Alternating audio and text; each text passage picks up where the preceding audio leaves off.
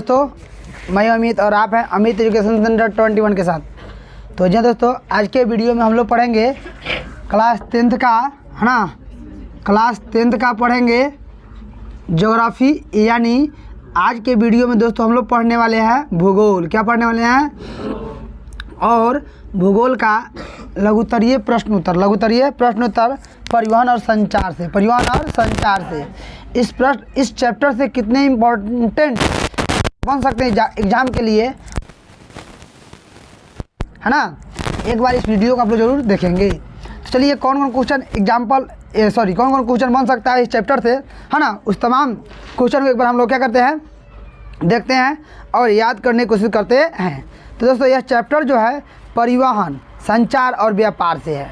यह चैप्टर जो का नाम है परिवहन, संचार और व्यापार। उसी चैप्टर से प्रश्न उत्तर बनाए गए हैं, है ना। जितना इम्पोर्टेंट हो सके उतना बना दिया गया है।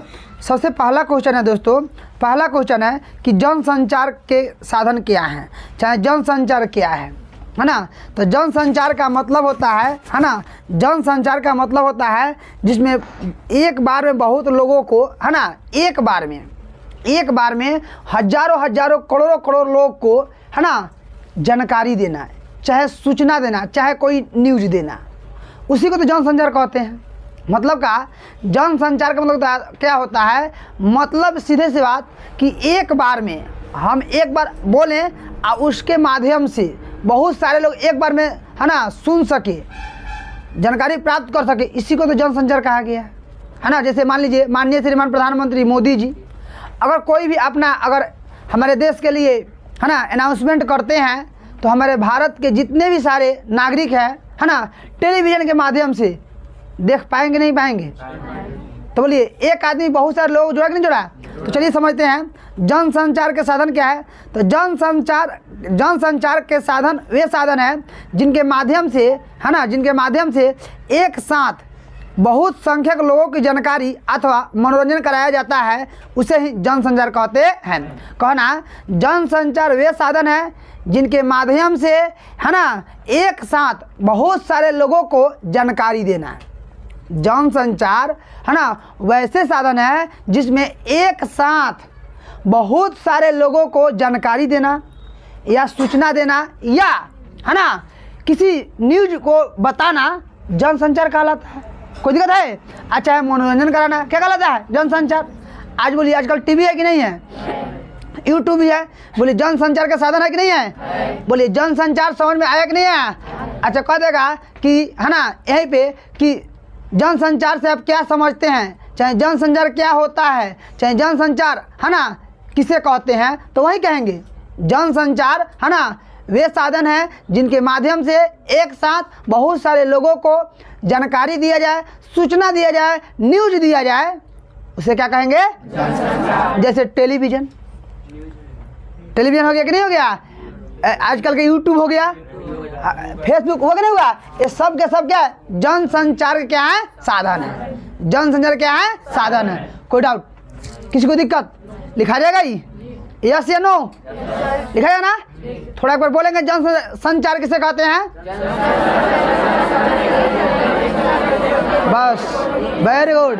जनसंचार वे साधन है जिसके माध्यम से एक साथ बहुत सारे लोगों क्या करना? जानकारी देना, सूचना देना, है ना, मतलब न्यूज देना, क्या कहलाता है? जनसंचार। इसके एग्जाम्पल हो सकते हैं क्या? Television, YouTube, Facebook, etc। कोई दिक्कत है ना? बस। चलिए एक चैप्टर में कोई प्रश्न संख्या 1 का कोई समस्या तो बोलें, किसी को याद हुआ? अगला क्वेश्चन क्या है? वायु परिवहन की विशेषता बता। अब देखिए वायु परिवहन की विशेषता बताए, एक क्या मतलब?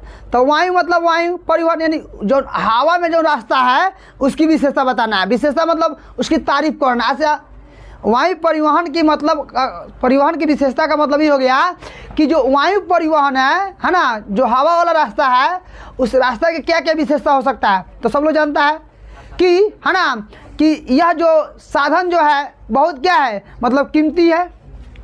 अरे कीमती सस्ता है? दूसरी ये तो कह सकते हैं भाई, दूसरी तो ये भी कह सकते हैं कि बहुत लंबी दूरी को कम समय तय कर सकते हैं। बोलो ना, हो कोई दिक्कत है? मतलब और किसमें क्या लिख सकते हैं? क्या लिख सकते हैं कि बड़ी बड़ी लंबी लंबी दूरियों को, है ना, हम लोग तय करने के लिए वायु परिवहन की मतलब क्या करते हैं, उपयोग करते हैं। हुआ कि नहीं हुआ? तो वही कह रहा है वायु परिवहन की प्रमुख विशेषता बताए। तो वायु परिवहन मतलब उपारला, आ कहीं यहाँ कह दी कि जल परिवहन की विशेषता बताएं तो कौन होता?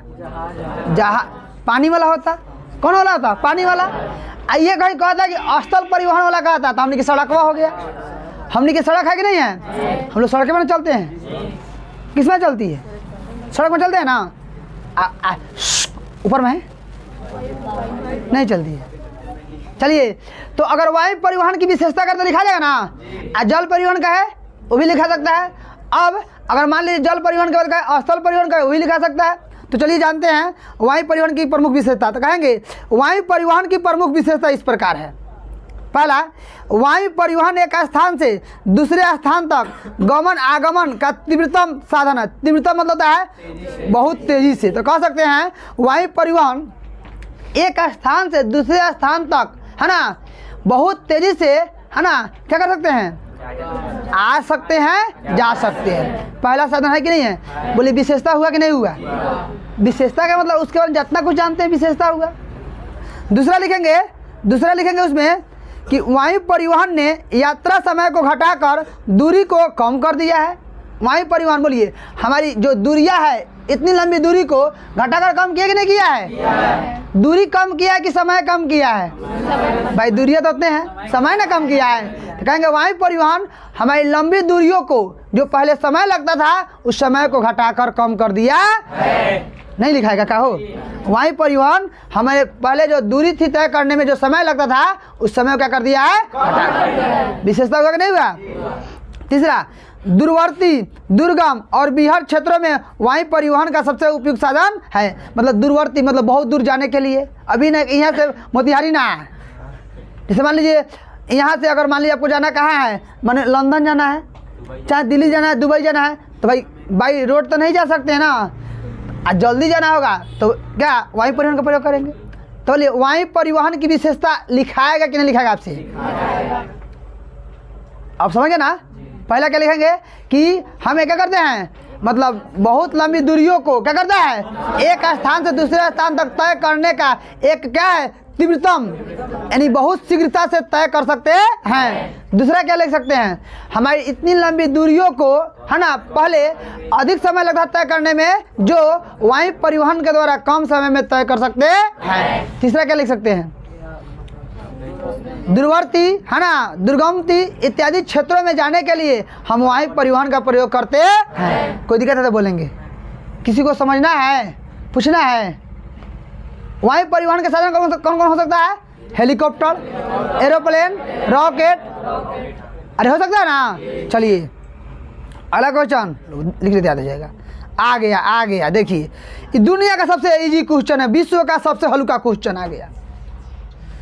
आप कहते सर नहीं लिखाएगा, कह रहे बहुत, देखिए क्वेश्चन में जान पड़ना है, थोड़ा भी जान नहीं है। हलवा है, हलवा ए पाइपलाइन परिवहन की प्रमुख लाभों को लिखे। अब बताओ पाइपलाइन काहेला बना, तो नहीं बताओ तो पहले। कच्चा तेल और पेट्रोलियम को बदलने के लिए। तो कितना लिख सकते हैं, प्राकृतिक गैस और कच्चे तेल को एक स्थान से दूसरे स्थान तक भेजने के लिए पाइपलाइन का प्रयोग किया जाता है। कोई दिक्कत हो? कैसे लिखेंगे, प्राकृतिक गैस और कच्चे तेल को एक स्थान से दूसरे स्थान तक भेजने के लिए पाइपलाइन का प्रयोग किया जाता है। इंडिया का सबसे हल्का क्वेश्चन बाकी ना बा। अब ये में कोई कहे लड़का, अगर ये में कोई कहे कि भाई हमको नहीं याद हुआ तो बहुत गड़बड़ बात है ना। तो ये क्वेश्चन दिया है तो क्वेश्चन ऐसे भी तो लिख सकता है, कच्चे तेल के सड़कों का वर्णन करे। चाहे कच्चे तेल का सड़क किसे कहते हैं, तो कच्चा तेल का सड़क का है, चाहे पाइपलाइन का, बात तो हुआ है। अब कच्चा तेल हमें हम डायरेक्ट थोड़ी भेज देंगे, अगर भेजेंगे तो बहुत लोग चुराइए लेगा। अरे चुराएगा।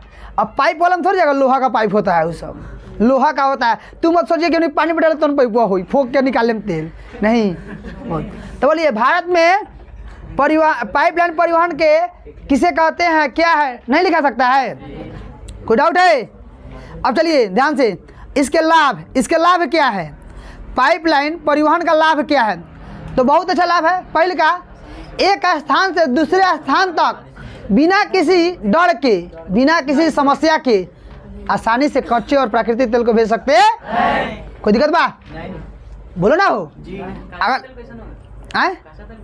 काचा तेल, जैसे मान लीजिए काचा तेल कैसा होता है, जैसे मान लीजिए असम के डिगबोई से तेल निकाला गया धरती के अंदर से, जब निकाला जाता है तो उसमें बहुत सारा, है ना, क्या होता है, तेल को निकालेंगे तो प्राकृतिक गैस अलग निकल जाएगा, डीजल अलग निकल जाएगा, पेट्रोल अलग निकल जाएगा, ग्रीस निकल जाएगा, केरोसिन तेल निकल जाएगा। तो ये सब निकला ना, तो सब जहाँ से निकलता है उसी कच्चा तेल कहते हैं। क्योंकि धरती से निकलने के पूरा तेल निकलल, धरती से निकलने से कथी निकलल? तेल। तो कच्चा तेल क्या होगा? अब उसको हम रिफाइनरी करके अलग अलग का नाम केरोसिन बना दिए, डीजल बना दिए, पेट्रोल बना दिए, ग्रीस बना दिए, कुछ कीटनाशक दवाई बना दिए, तो उसको कहते हैं पक्का। क्या कहते हैं? लेकिन धरती जो अंदर तेल से निकलता है उसे कच्चा तेल कहते हैं। कच्चा तेल। कोई डाउट, कोई दिक्कत? तो चलिए ध्यान सुनते हैं। तो कहेगा पाइपलाइन परिवहन के लाभ लिखने, तो कह सकते हैं ना कि कच्चे तेल और प्राकृतिक गैसों को एक स्थान से दूसरे स्थान भेजने के लिए, है ना, किसी प्रकार की समस्या की आवश्यकता नहीं होती है, कोई समस्या नहीं होती है। दूसरा, यह सुविधाजनक और सुरक्षित माध्यम है। कौन? पाइपलाइन। सुविधाजनक और सुरक्षित क्या है? माध्यम है। ना ट्रैफिक का टेंशन है ना, आना कहीं कुछ करने का टेंशन है, आना किसी को लूटपाट करने का टेंशन है। ट्रैफिक का टेंशन है, ड्राइवर का टेंशन है कि ड्राइवर चल गया खाना खाने, नहीं, फ्री है। कैसा है? फ्री है। अगला, इसमें बहुत कम समय में पदार्थ अपने गंतव्य स्थान तक पहुंच जाते हैं। तीसरा, इसमें सामान को चढ़ाने उतारने का भंडारण का खर्च नहीं होता है। चौथा, इसमें मिलावट या मार्ग में लूटपाट चोरी समस्या नहीं होती है। अब चलिए फिर से समझ लेते हैं।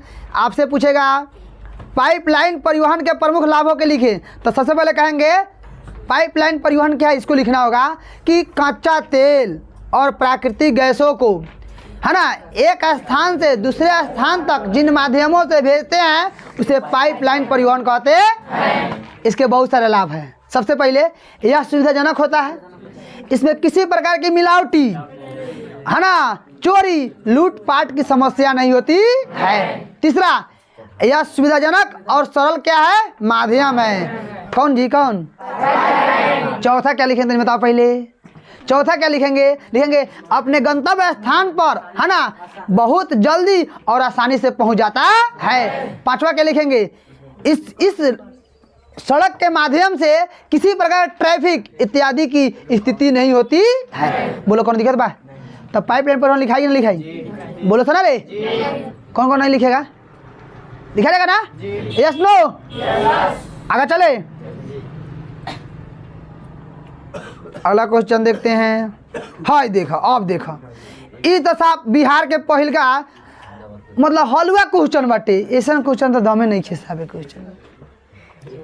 ए क्वेश्चन जान पान बा बा चलिए आगे हम लोग देखते हैं। करा कि भारत के प्रमुख राष्ट्रीय जल मार्गों के नाम बताइए। भारत के प्रमुख राष्ट्रीय जल मार्ग क्या हम लोग पढ़ते हैं? NH1 NH2 पढ़ते हैं ना, NH नेशनल हाईवे पढ़ते हैं, उसका हिंदी होता है, NH का हिंदी होता है राष्ट्रीय राजमार्ग। राष्ट्रीय राजमार्ग। उसी प्रकार, है ना, उसी प्रकार राष्ट्रीय जल मार्ग होता है, राष्ट्रीय जल मार्ग। तो भारत में राष्ट्रीय जल मार्ग की संख्या कितना है? 5। कितना है? 5। भारत में राष्ट्रीय जल मार्ग संख्या कितना है? 5। अभी पांचों के बारे में पढ़ते हैं कि राष्ट्रीय जल मार्ग 1 कहाँ से कहाँ जोड़ता है, राष्ट्रीय जल मार्ग 2 कहाँ से कहाँ जोड़ता है, राष्ट्रीय जल मार्ग 3 कहाँ से कहाँ जोड़ता है।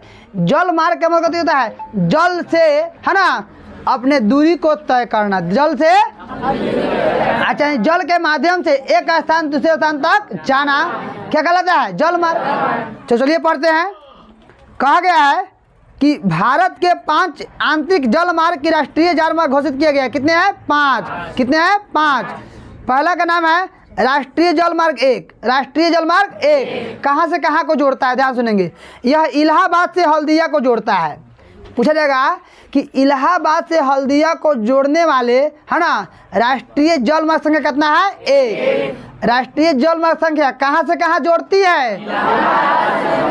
एग्जाम में पूछेगा राष्ट्रीय जल मार्ग संख्या 1 जोड़ती है? ऑप्शन में रहेगा इलाहाबाद से पटना, है ना, हल्दिया से छपरा, इलाहाबाद से हल्दिया, हल्दिया से बेगूसराय।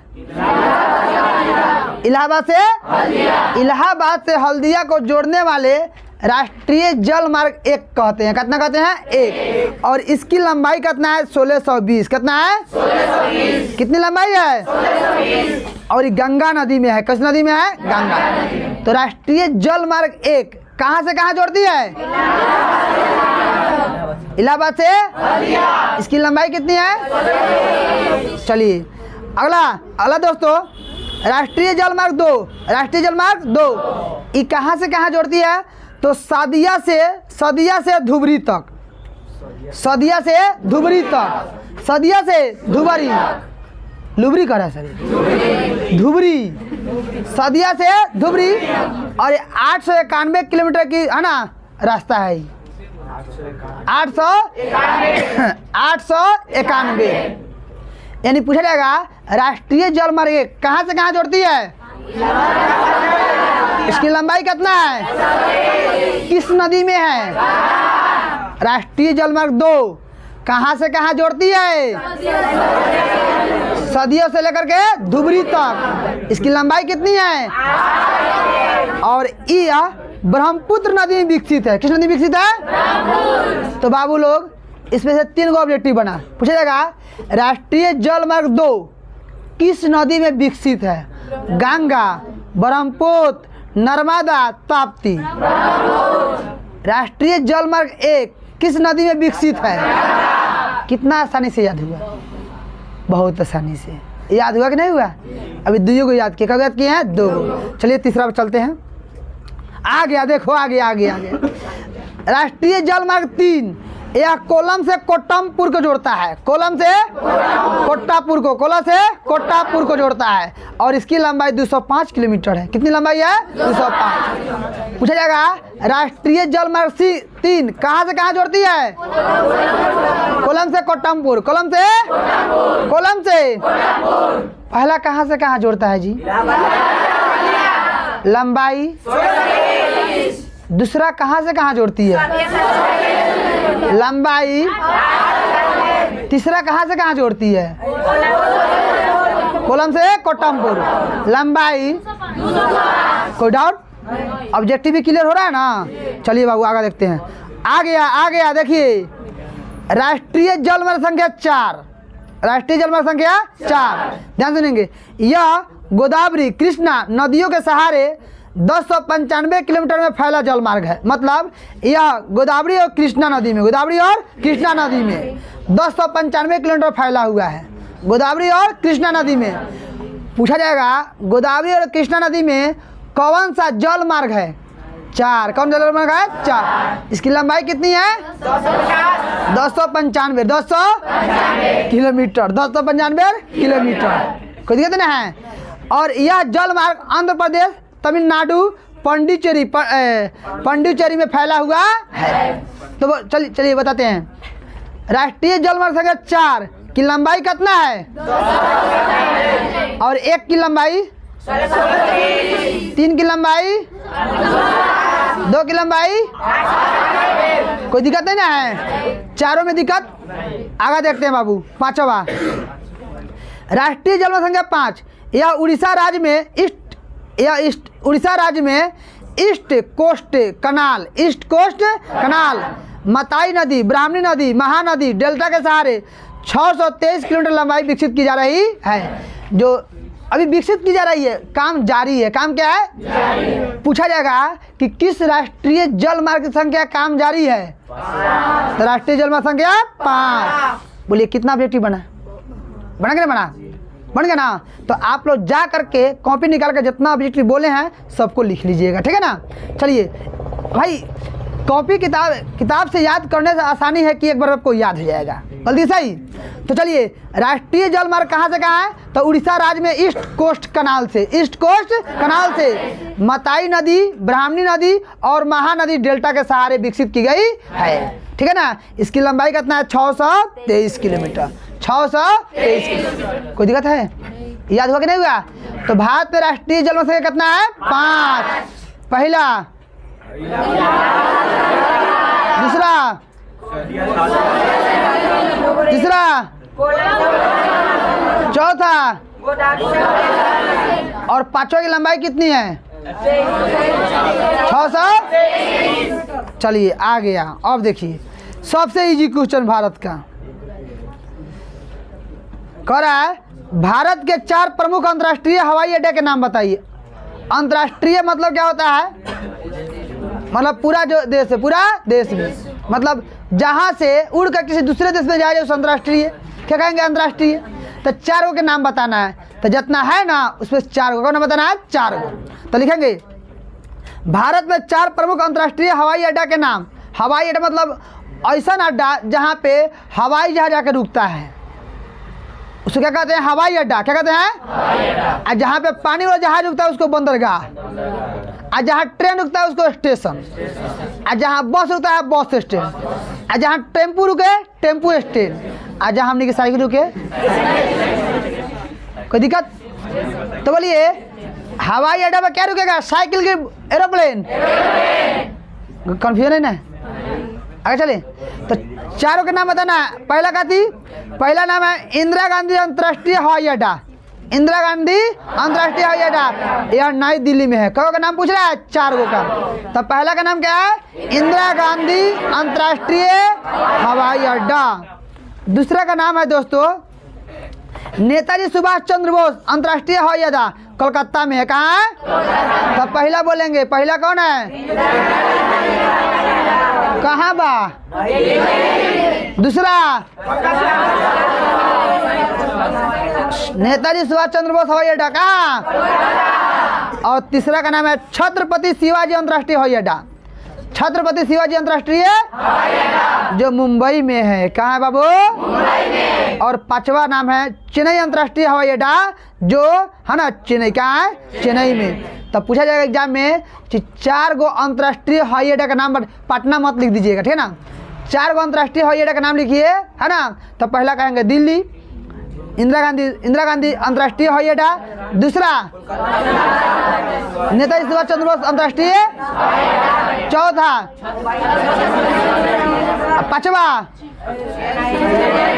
मतलब यहाँ से हवाई जहाज उड़ के आ दूसरा देश में जा ले, आ फिर मतलब उड़ के दूसरा देश में जाई, आ वहाँ से उड़ के यहाँ आई, ओकर का अंतर्राष्ट्रीय क्या कहते हैं? आ दिल्ली से पटना आई तो वो नहीं खे, तो अपने राज्य में ना चल रहा है, अपने देश में चल रहा है। तो जो अपने देश में चलता है उसे नहीं कहा जाता है, जो अपने देश से दूसरे देश में जाए उसे अंतर्राष्ट्रीय क्या कहते हैं? अंतर्राष्ट्रीय। कोई दिक्कत है? बात समझ में नहीं है? अगला आगे आप लोग पढ़ाए थे, भारत में विभिन्न डाक चैनलों का संक्षिप्त विवरण दीजिए। डाक चैनल पढ़ा थे। तो भारत में बहुत सारे डाक चैनल है। पहला राजधानी चैनल, क्या है? राजधानी चैनल। पहला का नाम क्या है? ठीक उसी प्रकार दूसरा का नाम है मेट्रो चैनल। क्या नाम है? तीसरा का नाम क्या है? Green channel. चौथा का नाम क्या है? दस्तावेज चैनल। 5वां का नाम क्या है? भारी चैनल। 6ठा का व्यापार चैनल। तो चलिए किस चैनल से क्या भेजते हैं? भारी वस्तु कौन चैनल से भेजेंगे? हल्का वस्तु कौन से, हल्का सामान कौन चैनल से भेजेंगे? इसके बारे में चलिए ध्यान सुनते हैं।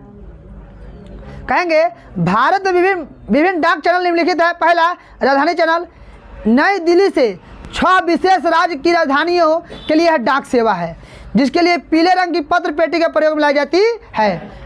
राजधानी चैनल है, राजधानी चैनल। इस चैनल में आपको पेटी कैसा मिलेगा? पीला रंग। कैसा मिलेगा? पीला रंग। आया 6 गो विशेष राजधानियों को पत्र भेजती है। कै गो? 6 गो। तो राजधानी चैनल का रंग कैसा होता है? पीला। कैसा होता है? पीला। यह कितने राजधानियों को भेजती है पत्र? दूसरा है मेट्रो चैनल। दूसरा का नाम है मेट्रो चैनल। तो कहेंगे यह चैनल जो है ना बेंगलुरु, कोलकाता, चेन्नई, नई दिल्ली, मुंबई और हैदराबाद के लिए डाक सेवा है। इन स्थानों पर अंकित पिन कोड वाले डाक के नीले रंग की पत्र पेटी को डालना चाहिए, ठीक है ना। चलिए आ गया आप लोगों के लिए बिहार बोर्ड का सबसे हल्का क्वेश्चन। क्या कह रहा है बाबू? ध्यान सुनेंगे। कह रहा है अनुकूल व्यापार संतुलन और प्रतिकूल व्यापार संतुलन से आप क्या समझते हैं? अनुकूल व्यापार संतुलन और प्रतिकूल व्यापार संतुलन से आप क्या समझते हैं? देखो, अनुकूल करना कहेंगे तो कोई भी देश है ना जितना वस्तु का आयात करे और उससे अधिक वस्तु का निर्यात करे। मान लो कोई देश है, हमारे देश को आयात कुछ की सामान भेजा और यहाँ से हम कई गुना भेज दिए, ज़्यादा भेज दिए, तो इसको अनुकूल कहेंगे। क्या कहेंगे? एक उल्टा पढ़ लो। कोई देश हमारे पास आयात करता है, यहाँ से हम कम भेजेंगे तो प्रतिकूल हो गया। बोले याद हुआ कि नहीं याद हुआ? अनुकूल व्यापार संतुलन क्या है और प्रतिकूल व्यापार संतुलन क्या है? तो समझे ना, कोई देश जितना दूसरे देश में आयात करे है ना और फिर वह देश है ना उससे अधिक निर्यात करे तो अनुकूल। क्या हो गया? अनुकूल। जबकि कोई देश जितना आयात करे उससे कम निर्यात करे, भेजे, तो प्रतिकूल। कोई दिक्कत है? तब कहते हैं याद नहीं होता है। अनुकूल व्यापार संतुलन क्या है? चलिए इसको समझते हैं। तो लिखेंगे कोई देश जितना मूल्य की वस्तुओं का आयात करे उससे अधिक मोल की वस्तुओं को निर्यात करे तो उस व्यापार को अनुकूल व्यापार कहते हैं। कोई भी देश है ना जितने मूल्य की वस्तु का आयात करता है फिर है ना उससे अधिक वस्तु का निर्यात किया जाए तो इसे क्या कहेंगे? अनुकूल। क्या कहेंगे? यही में। परंतु कोई देश जितने मूल्य की वस्तु का आयात करे उससे कम मूल्य की वस्तु का निर्यात करे तो उस व्यापार को प्रतिकूल व्यापार कहते हैं। भारत में निर्यात से अधिक आयात है, इसीलिए भारत का अंतर्राष्ट्रीय व्यापार प्रतिकूल है। क्या है? पूछेगा भारत का अंतर्राष्ट्रीय व्यापार क्या है? अनुकूल की प्रतिकूल? प्रतिकूल है। कैसी है? क्या कि भारत में जितना सामान आता है ना उससे अधिक भेजा नहीं जाता है। तो जहाँ सामान मंगाया जाए आ कम भेजा जाए ओकरा का कहल जाए? आ जहाँ जितना मंगाए नहीं उससे कई गुना भेज देनी। तो भारत में कैसा है? तो कहेगा भारत का व्यापार कैसा है? पूछेगा क्यों? क्योंकि भारत खाली खाता है, देता नहीं है। भारत खाली खाता है, देता नहीं है। भारत दूसरे खाता है, अपना नहीं देता है। चलिए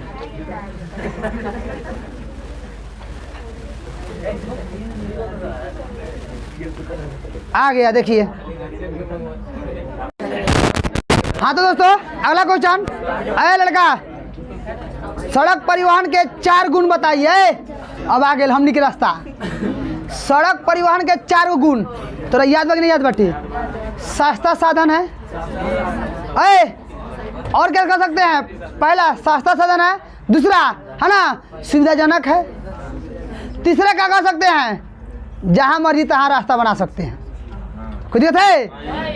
बहुत सारे। और यह क्या है? इस पर चाहे कोई करोड़पति हो और चाहे कोई है ना गरीब हो, सबके लिए क्या है? उत्तम सड़क। उत्तम क्या है? सड़क है। चलिए लिखते हैं। सड़क परिवहन के 4 गुण इस प्रकार हैं। सड़क मार्ग परिवहन का सबसे समान और सुलभ साधन है। लिखेंगे मार्ग जो है परिवहन का सबसे समान और सुलभ क्या है? साधन है। मैदानी क्षेत्र में इसका विकास करना सरल है। मैदानी क्षेत्र में मतलब जहाँ पे पहाड़ नहीं हो, पर्वत नहीं हो, पेड़ पौधा नहीं हो, नदी उदी नहीं हो, वहाँ पे इसको विकसित करना क्या है? सरल है। क्या है? सरल है। यह सभी मार्ग के लिए कड़ी का काम करता है। सभी मार्ग के लिए कड़ी का मतलब है चाहे वो रेल मार्ग को जोड़े या हवाई अड्डा को जोड़े या कोई भी एक दूसरे कड़ी का काम करता है। चौथा, यह मार्ग घर घर तक सेवा उपलब्ध कराता है। यह रास्ता जो है ना घर घर गली गली कोना कोना तक सेवा उपलब्ध कराता है। दिखा जाएगा ना? आ गया दोस्तों अगला क्वेश्चन। कह रहा है कि भारत के लिए जल मार्ग का क्या महत्व है? भारत के लिए जल मार्ग क्यों महत्व है? तो जल मार्ग इसलिए महत्व है क्योंकि इसका जो एक स्थान से दूसरे स्थान कोई सामान भेजने के लिए सस्ता है, लूटपाट की डर नहीं रहती है, कोई समस्या नहीं रहती है, ना ट्रैफिक की समस्या है, ना जाम जुम की समस्या है। तो भारत के लिए ऐसा है कि नहीं है? क्योंकि भारत में सबसे अधिकांश ट्रैफिक जाम होता है। तो भारत के लिए कौन सा रास्ता उपयुक्त है? जल मार्ग। कौन है? जल मार्ग। क्योंकि भारत में ट्रैफिक जाम ज़्यादा होता है ना, सड़क दुर्घटना ज़्यादा होता है, लूटपाट ज़्यादा होता है। तो इन तमाम चीज़ों से बचने के लिए जल मार्ग क्या है? आवश्यक है। क्या है? आवश्यक। तो पहले लिखेंगे लड़का, भारत में नदियों का जाल है गंगा, ब्रह्मपुत्र, गोदावरी, कृष्णा आदि नदियाँ तो कई बड़ी नहरों के द्वारा जल परिवहन को विकसित किया गया है। मतलब भारत में गंगा हो चाहे ब्रह्मपुत्र हो, कोई भी नदी हो, उसमें है ना नहर के द्वारा जल परिवहन का विकास किया गया है। इन जल मार्गों के द्वारा बहुत से आवश्यक वस्तुओं को परिवहन आसानी से भेज सकते हैं, इसमें खर्च कम होता है। अतः भारत के लिए जल मार्ग क्या है? अब एग्जाम में अगर पूछेगा भारत के लिए जल मार्ग क्यों महत्व है, तो लिख देंगे कि भारत है ना क्या है, नदियों का जाल है। कृष्णा, गोदावरी, ब्रह्मपुत्र, गंगा तमाम चीज़ों में है ना नहर बना करके और जल मार्ग का विकास किया गया है। इस मार्ग के द्वारा कम खर्च में एक स्थान से दूसरे स्थान वस्तु को भेजने में सफल होते। कोई डाउट है? बस तमाम कोई दिक्कत है ना, है लिखा जाएगा ना, समाप्त होता है ना। यानी आपके 11 प्रश्न में कितने प्रश्न अभी आपको याद है ना, कमेंट में कमेंट कीजिए। तब तक के लिए जय हिंद, जय भारत। मिलते हैं अगले वीडियो में। ओके।